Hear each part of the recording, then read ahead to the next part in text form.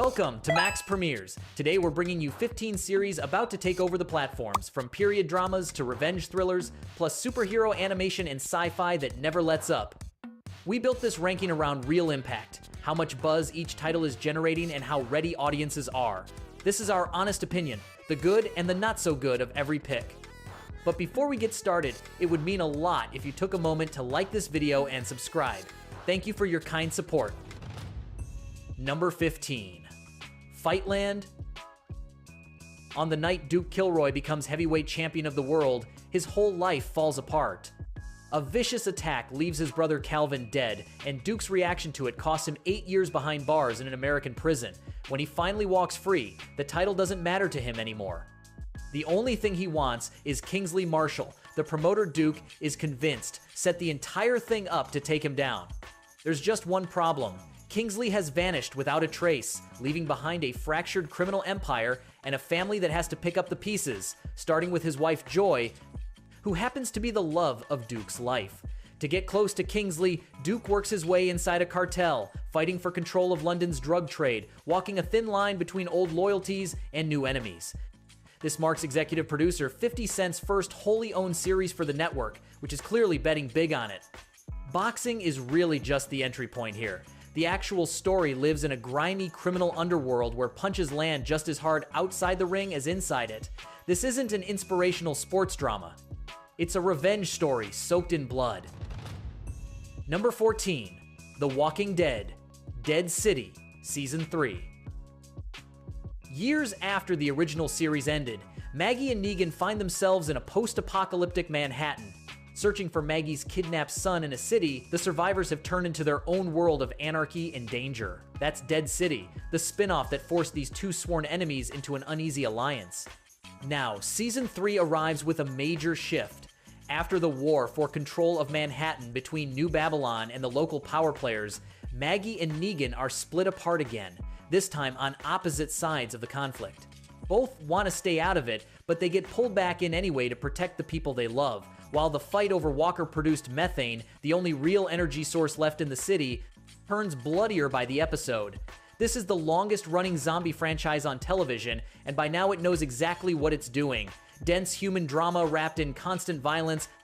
It may not carry the same surprise factor it had in its earliest seasons, but it still works as a portrait of how people survive, and sometimes betray each other once there are no rules left standing. Number 13. Stuart fails to save the universe. A comic book store owner accidentally breaks a device built by two brilliant physicists and, in the process, unleashes a full-blown multiverse apocalypse. That's the premise, and the owner in question is Stuart Bloom, the supporting character who spent 12 seasons running the register while the main cast solved equations around him. Now he's the one carrying the plot, helped along by his girlfriend Denise, his geologist friend Bert, and the most insufferable quantum physicist in the multiverse, Barry Kripke. Along the way, they bump into alternate universe versions of familiar faces, and as the title makes painfully clear, things don't go well for anybody. This is the franchise's third spin-off, and the first that isn't a prequel. Instead of looking backward, it leaps headfirst into the absurd, with nods to The Matrix, parallel dictatorships, and a Mad Max-style wasteland. The risk is real, since it trades the classic multi-camera sitcom tone for something stranger and more visual. But if the joke lands, this could end up being the weirdest, funniest surprise of the summer. Number 12. Star Trek. Strange New Worlds, Season 4. Captain Christopher Pike and the crew of the Enterprise explore the universe nearly 3 decades before the events of the original Star Trek series, mixing self-contained adventures with character relationships that keep deepening episode by episode.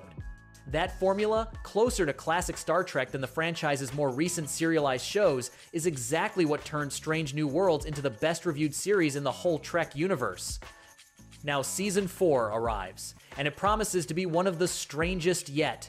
There's a full episode built around puppets from Jim Henson's Creature Shop, dinosaurs loose on the ship, and a confirmed return for Paul Wesley as a young James T. Kirk. Season 5 has already been announced as the show's last, so this run starts to feel like the beginning of a goodbye, even though the tone stays just as hopeful and adventurous as ever.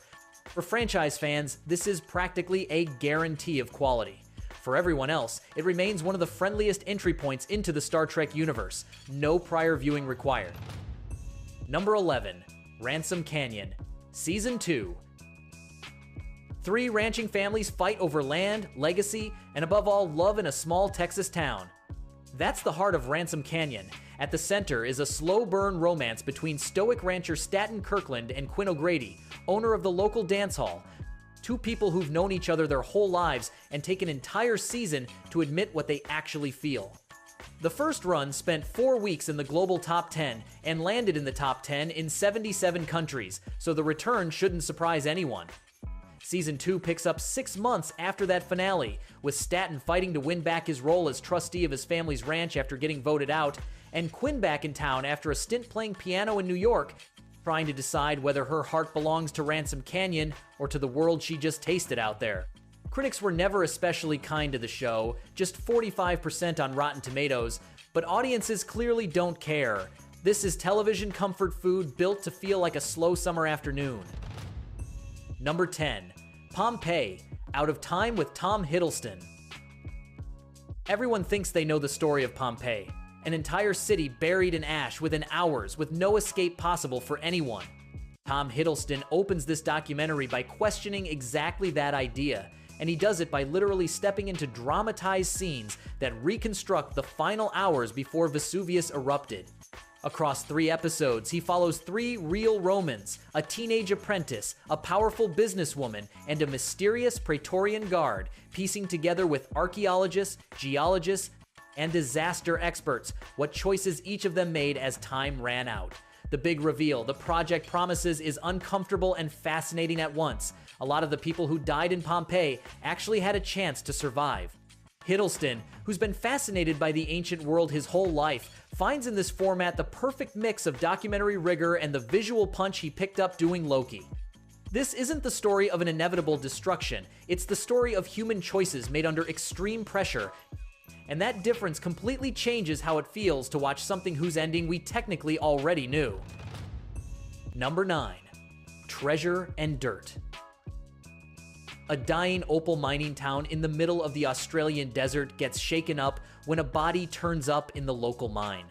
Big city detective Ivan Lucic arrives to investigate and gets paired with Nell Buchanan, a local officer who knows far more about the town's corrupt underbelly than Ivan would like to admit.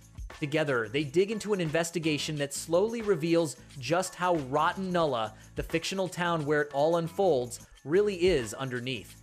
It's an adaptation of Chris Hammer's best-selling novel, shot entirely in Coober Pedy, one of the most extreme opal mining regions on the planet, and it shows in every frame.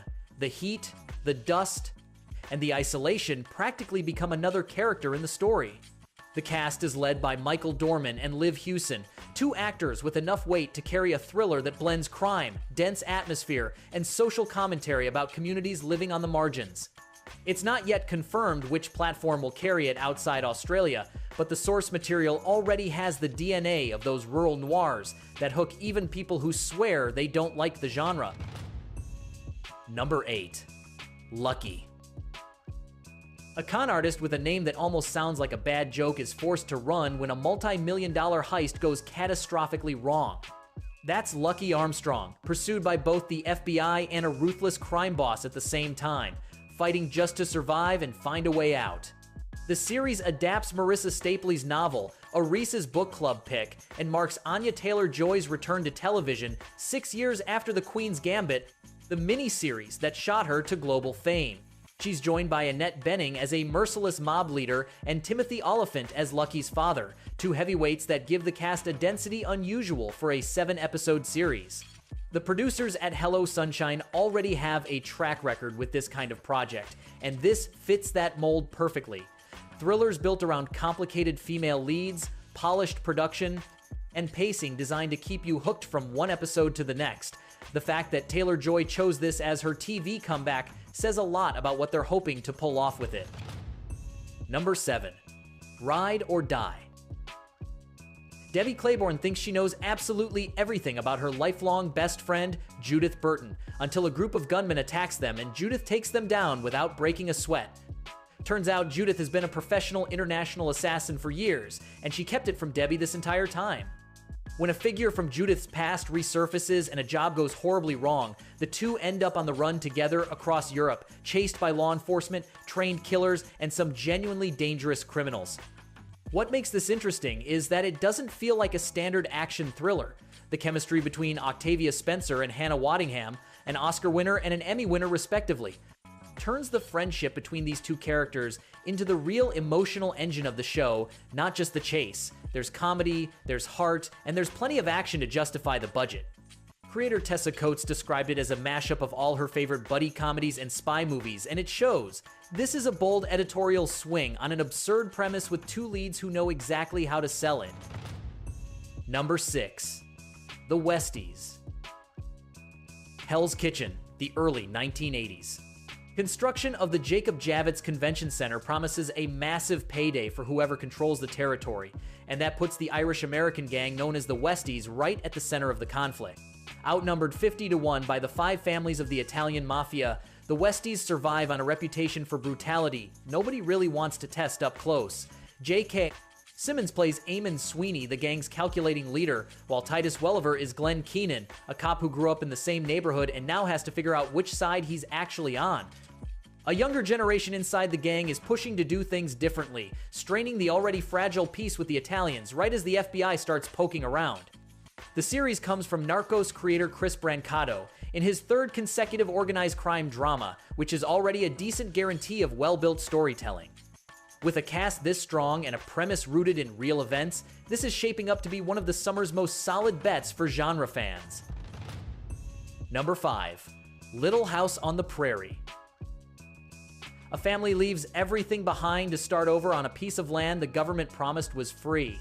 That's where this new version of Little House on the Prairie begins, based on Laura Ingalls Wilder's semi-autobiographical books and completely different from the beloved 1970s series many people still remember fondly. It follows the Ingalls family settling near Independence, Kansas in 1869, facing brutal winters, community tension, and the daily hardship of frontier life, while young Laura learns about resilience and friendship in a world that doesn't forgive mistakes. What sets this adaptation apart is that it also tells the story from the perspective of the Osage Nation, the land's original owners, honestly exploring the tension between the settler's dream and the real cost paid by indigenous communities. That choice already sparked controversy among nostalgic fans before it even premiered, but the original series cast came out in defense of the approach. Confidence in the project ran so high that a 2nd season was already renewed before the first one even aired, an unusually strong signal of how much is being staked on this story.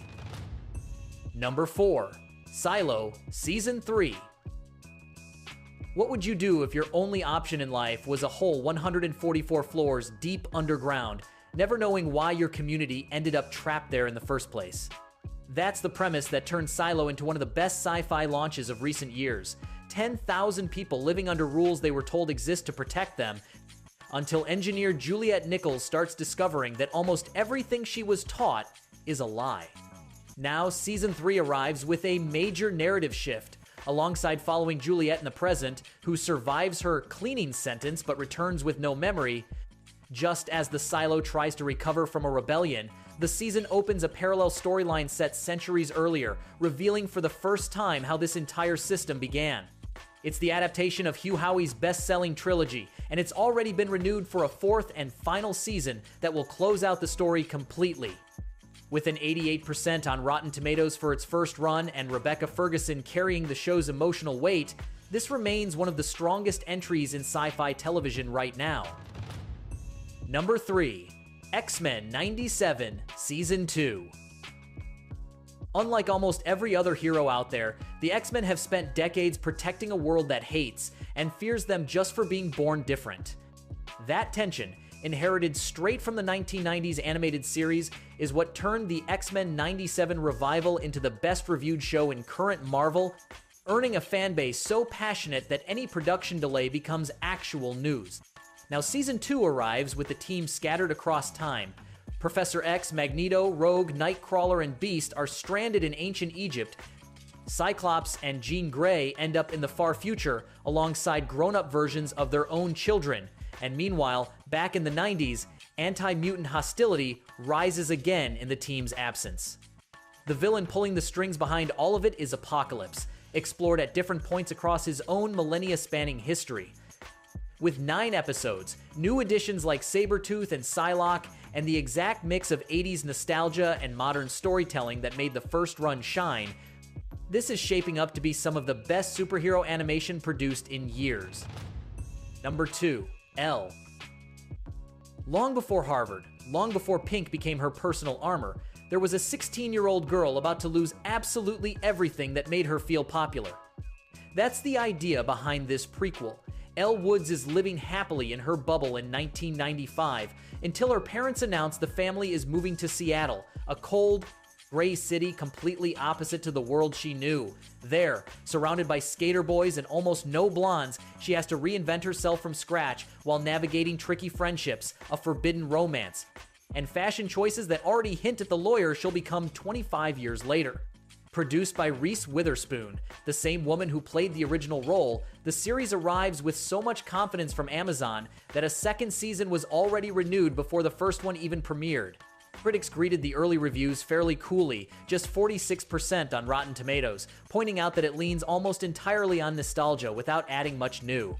Even so, for anyone who loves the original film, seeing where this character came from carries an appeal that's hard to resist. Number 1. Avatar: The Last Airbender, Season 2. Aang wakes up after 100 years frozen in an iceberg and discovers a world torn apart by war, with the Fire Nation on the verge of crushing every nation still standing. Alongside Katara and Sokka, siblings from the Water Tribe who find him, Aang accepts his destiny as the Avatar, the only one capable of mastering all 4 elements and restoring the balance the world has lost. That's the foundation of this live-action adaptation of the beloved Nickelodeon animated series, and now its second season has arrived.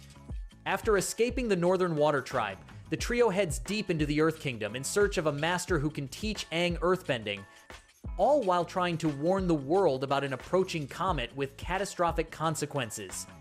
Along the way, they meet Toph, a blind prodigy whose earthbending skills are as brutal as her personality, while Prince Zuko faces a decision that could change the entire course of his story. Season 1 earned mixed reviews from critics, but became an absolute audience phenomenon, topping the daily chart in 76 countries. This second run arrives carrying the full weight of that fanbase's hype, waiting to see if it delivers.